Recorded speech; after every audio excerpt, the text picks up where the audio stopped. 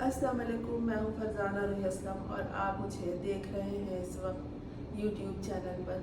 दोस्तों, सफ़र दरपेश है, सफ़र वसीला ज़फ़र, यानी सफ़र हमेशा खुशी का बायस ही होता है। सफ़र से बहुत कुछ सीखते हैं। अगर आपने सीखने की सलाहियत है तो ये सलाहियत हर किसी में वलीयत की होती है। इस सलाहियत से फ़ायदा उठाया कीजिए। गो कि ये सफ़र मेरा 1 घंटे का था, जो बैकग्राउंड में आप देख रहे हैं। लेकिन इस 1 घंटे में मैंने 3 मौसम देखे। एक जगह बारिश हो रही थी, एक जगह धूप छाँव का आलम था और एक जगह शदीद गर्मी थी। दिन का दूसरा पहर था ये, यानी 2 बज रहे थे और इस पहर भी बादल घिर आए, आँख में चोली खेल रहे हैं। गदराया हुआ आसमान है, ता हद्दे नज़र रूई के गाले आसमान पर नज़र आ रहे हैं।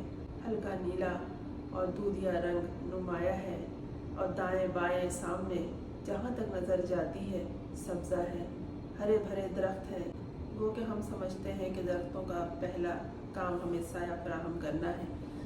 साया तो फराहम कर रहे हैं, लेकिन इससे कोई मुस्तफ़ीद होने वाला मुझे दिखाई नहीं दिया।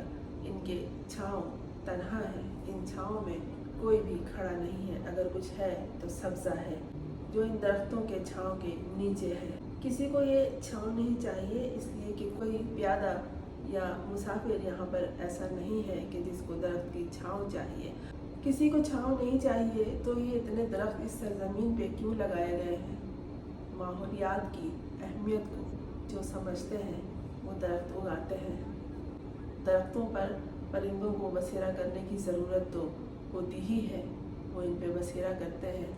उनका घोंसला दरख्तों पे ही बनता है। हम इन दरख्तों से फ़ायदा उठाएं या ना उठाएं, लेकिन इनका सब्ज़ा, इनकी ताजगी हमारी आँखों को तरावट ज़रूर बख्शता है। और कुछ नहीं तो ये माहौल को भी खूबसूरत बनाते हैं और माहौलियाती आलूदगी जो कि यहाँ पर नहीं है, इससे भी हमें महफूज रखते हैं।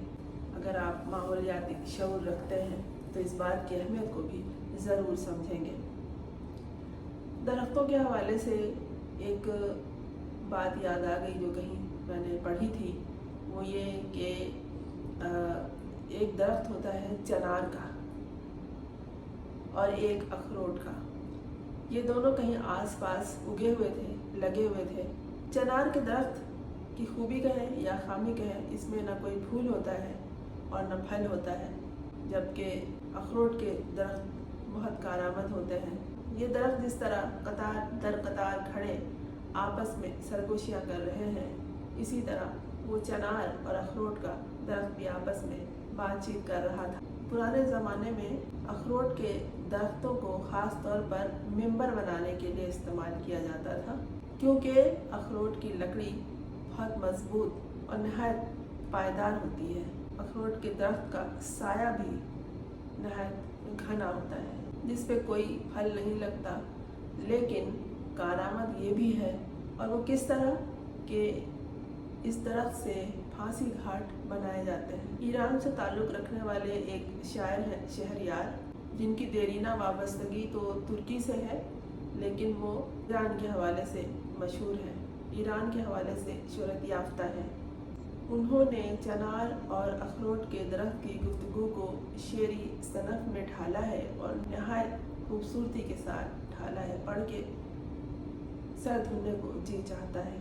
एक दिन अखरोट के दरख्त ने चनार के दरख्त को कहा कि तुम किस गुरूर में इस कदर अकड़े हुए खड़े रहते हो कि तुम्हारा न साया होता है और न किसी और काम के होते हो। तुमसे तो फांसी घाट बनाए जाते हैं। अगर तुम किसी काम के भी हो तो फांसी घाट बनाने के काम आते हो। दरख्तों की बिरादरी में तुम तो बेनंगो नाम हो। तुमने तो दरख्तों की नाक कटवा दी। तुम तो किसी काम के नहीं हो, एक साया तक फराहम नहीं कर सकते। तुमसे तो फांसी घाट ही बनाए जाते हैं, यहाँ से लोगों की ज़िंदगी ली जाती है। चनार के दरख्त को बड़ा गुस्सा आया। उसने कहा, ऐ अखरोट के दरख्त, अगर तुम्हें ये गुरूर है कि तुम्हारी लकड़ी से मिंबर बनाए जाते हैं तो सुन लो अच्छी तरह, तुम्हारे मिंबर अगर इतने ही फ़ायदेमंद होते तो मेरी लकड़ी से फांसी घाट बनाने की ज़रूरत ही पेश नहीं आती। کیا خوب بات کہی چنار کے درخت نے، غور کیجیے اس بات پہ، بہت اہم نقطہ ہے۔ چنار کا درخت بہت دور کی کوڑی لایا تھا۔ چنار کے درخت نے نہایت دور اندیشی سے اپنی گفتگو ختم کی اور جس طرح کھڑا تھا اسی طرح کھڑا رہا۔